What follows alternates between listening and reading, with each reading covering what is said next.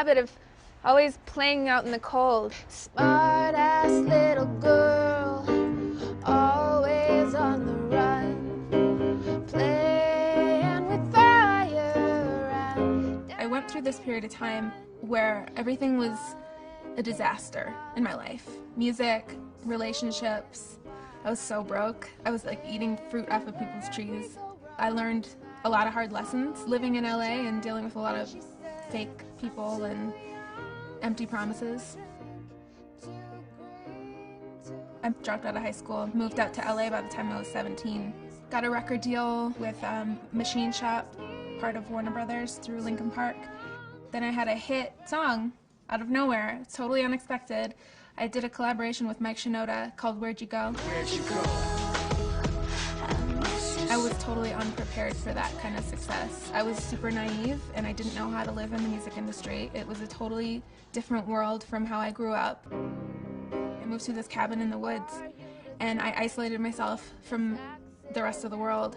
After that experience, I came out feeling so strong and empowered because I had survived living in the wilderness by myself and I had made a comeback. I wrote Love the Way You Lie while I was there. That changed my life within a month. But that to me was like proof that I was doing the right thing, like listening to my instincts and not trying to do what everybody else wanted me to do. I was just living for me. Good morning, gorgeous. I drove your truck in LA. It doesn't really matter where I am when I'm writing. I have to have a cup of tea. And I have to feel isolated. And sometimes headphones are all I need to feel isolated. You can hear what I was hearing. You keep throw little effects on there. You're just fucking yourself when you don't read the sign. So this is how I write all my music, basically.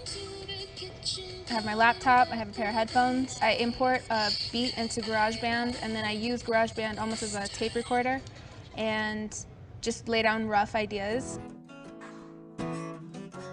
I started realizing, like, it's not always fun to be the girl who's like the music snob. I started opening my mind to simple chord structures and pop music.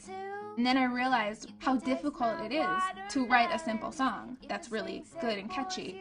There's an art to that in itself. The album, you get to see both sides. The artsy, snobby, pretentious songwriting. And then you'll hear things like Come On Let Me Ride with Eminem on it. I really like working with rappers because you can tell more of a story. Come On Let Me Ride, to me, is like almost a spoof on all the over-sexualized things that we have in pop culture today. Sometimes I wish I'd never found. The album was supposed to come out last year, but I didn't want to rush it again. This time I just wanted to make sure the work was there. It had to be perfect. And so it took an extra year for me to finish the album, and during that process, Eminem came on board to executive produce it, and I wrote a ton of new songs. I almost felt like it was my responsibility to follow the talent that I was born with, because if I just did what everybody else did, at the end of the day, would I be happy with who I was if I didn't really just follow my own intuition? One of the things I learned when I was living in a cabin was I realized how unimportant all of my worries were.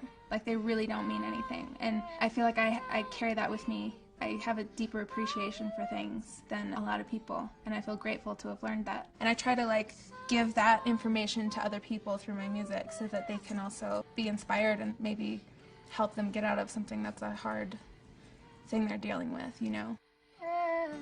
Sometimes it's worse to have lost